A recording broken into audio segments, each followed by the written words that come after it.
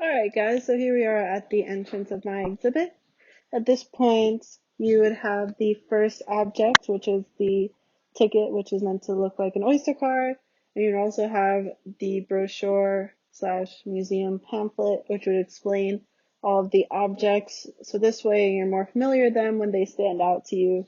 And the pamphlet will also emphasize that the museum is really for the objects, and the rooms are just encapsulating the idea behind the objects, which is that you are on your way and you're starting your journey. So, through London, you're on your way through London. So, let's get right started. We're in the first room, which is meant to look like the tube. So, we have the lighting and the scanners, the advertisements, and even a little tube sign.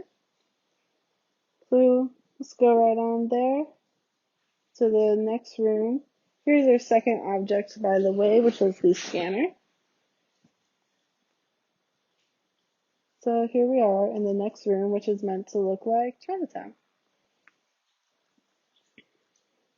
When considering this room, I think it really encapsulates the feel of Chinatown. It has the lights and neon signs, and it just has the feeling of Chinatown, I think. So if we move on to the next room, we have a shop slash plaza area. And if we zoom in here, you can see those would be the interactive TV screens where you would display the shops and what would go inside the shops so you could feel like you're there. Again, I consider the signs, these ones are more retail, and the cobblestone to make you feel like you're there. Going on to the next room, we are in the park area.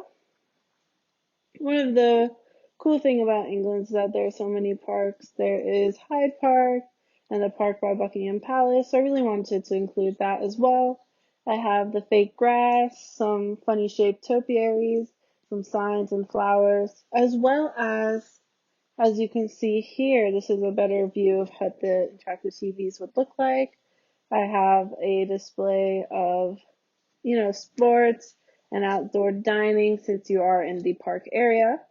I've also considered the cloud lights and the street lights with the signs as well as the more, just building signs. Moving on to the next room. Here is where you would see the third object being the funny peanuts that I never actually tried, but I saw them everywhere. And I enjoyed seeing them because they had such a bad reputation. But anyways, moving on, here is the fourth item, which is the umbrellas. The umbrellas are important to me because, as you guys know, it's England. It rains a lot. And in terms of the exhibit, here's where you can either get a free paper umbrella or you could pay for a branded exhibit umbrella. Either way, you have an umbrella and you need one for the next room. Well, not the next room, the room after this one. The next room is when you're on your way home and you're back in the tube. Only this time we are in the inside of the tube. So again, I have the seats with the funny patterns, some tube signs, and of course the multitude of advertisements that are always in the tube. So once again, here is our second object making another appearance. You're leaving the tube, you're on your way home, and you see the next and final object, which is the lights. And these are meant to encapsulate the lights that I saw on the way home every single day. Coming back, it is the Central Park Hotel lights, and they are pink and blue, as you guys know. And the reason you need the umbrella is because in this room, I was hoping that it would have mist falling from the ceiling to emulate rain. And didn't want to use real, heavy water because no one wants to leave wet, but just a light mist, you know, because rain is an essential part of your experience in England. So you're past the hotel sign with the lights, and you're finally home.